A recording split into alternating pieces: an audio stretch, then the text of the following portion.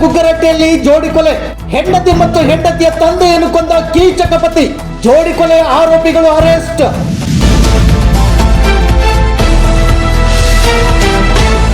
ಹೆಂಡತಿಯ ಮೇಲಿನ ಸಂಶಯದ ಹಿನ್ನೆಲೆ ಹೆಂಡತಿಯ ಜೊತೆಗೆ ನಿತ್ಯ ಜಗಳವಾಡುತ್ತಿದ್ದ ಎನ್ನುವ ಮಾಹಿತಿ ಲಭ್ಯ.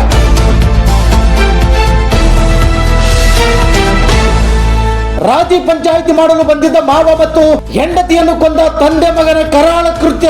ಇದು ಗುಗ್ಗರಹಟ್ಟಿಯನ್ನೇ ಬೆಚ್ಚಿ ಬೀಳಿಸಿದ ಅಮಾನವೀಯ ಘಟನೆ.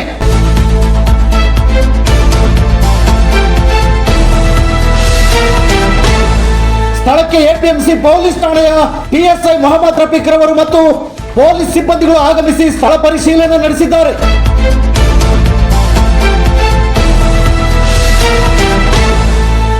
ಇಪ್ಪತ್ತೊಂಬತ್ತು ವರ್ಷದ ತೇಜ ಮತ್ತು ಈತನ ತಂದೆ 50 ವರ್ಷದ ಗುರುಶಂಕರ, ಈ ಇಬ್ಬರು ಕೊಲೆ ಆರೋಪಿಗಳು ಈಗ ಜೈಲು ಪಾಲು.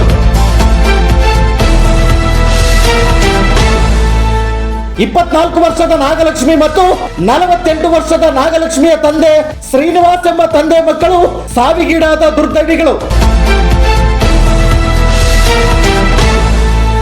ಎಪಿಎಂಸಿ ಪೊಲೀಸ್ ಠಾಣೆಯಲ್ಲಿ ಪ್ರಕರಣ ದಾಖಲು.